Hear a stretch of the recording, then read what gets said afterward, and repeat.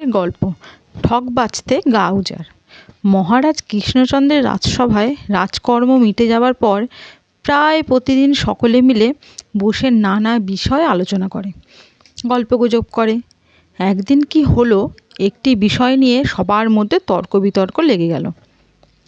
বিষয়টি হলো যে সংসারের মধ্যে কে আপন কে পর। যে যার মতামত দিতে থাকলেন। কেউ বললেন, মহারাজ, সংসারে আপনার মতো মানুষ খুবই অল্প, অকৃতজ্ঞই বেশি। আবার কেউ বললেন, সংসারে কৃতজ্ঞ অকৃতজ্ঞ দুরকম মানুষই থাকে।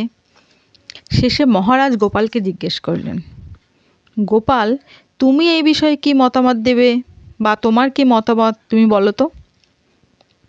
গোপাল বলল, মহারাজ, সংসারের ভিতর কৃতজ্ঞের সংখ্যা খুবই কম, অকৃতজ্ঞ প্রায় 16 আনা। মহারাজ বললেন, গোপাল, এবার থেকে তুমি যাকে অকৃতজ্ঞ লোক বলে মনে করবে তাকে আমার কাছে নিয়ে আসবে, আমি তাকে যোগ্য শাস্তি দেব। মহারাজের কথা শুনে গোপাল পরের দিন তার জামাই, ভাগনা ও পাড়ার একজন জন্মজুরকে সঙ্গে নিয়ে রাজসভায় হাজির হলেন। মহারাজ এদের মতো অকৃতজ্ঞ মানুষ সংসারে খুবই বিরল। গোপালের সঙ্গে আসা এই 3 জনকে মহারাজ ভালোভাবে চিনতেন। মহারাজ বললেন, জন জামাই ভাগনা এরা কখনো আপনা নয়, তাই এসব লোক আমার রাজ্যে স্থান পেতে পারে না। আমার রাজ্যে আজ থেকে আর এদের থাকা চলবে না। রাজসভায় সবাই প্রায় নির্বাক, সবাই চুপচাপ হয়ে গেল।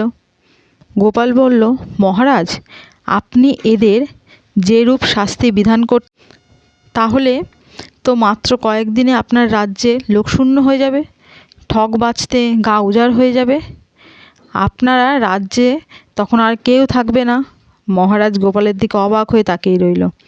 গোপাল বলল, মহারাজ, আমার দিকে তাকিয়ে দেখছেন কি?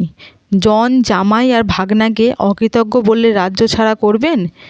কিন্তু একটু ভেবে দেখুন তো আপনারা, আমরা সকলেই এমনকি মহারাজের নিজের কাছেও নিজের জামাই, কারো ভাগনা, মহারাজও তো সেরকমই মানুষ। তাহলে তো লোটা কম্বল হাতে নিয়ে সকলকেই রাজ্য ছাড়তে হবে। রাজসভায় বেশ গুনগুন শুরু হলো। মহারাজ এক মুখ হেসে বললেন, গোপাল, তুমি যথেষ্ট বলেছ। এই যে ঠক বাঁচতে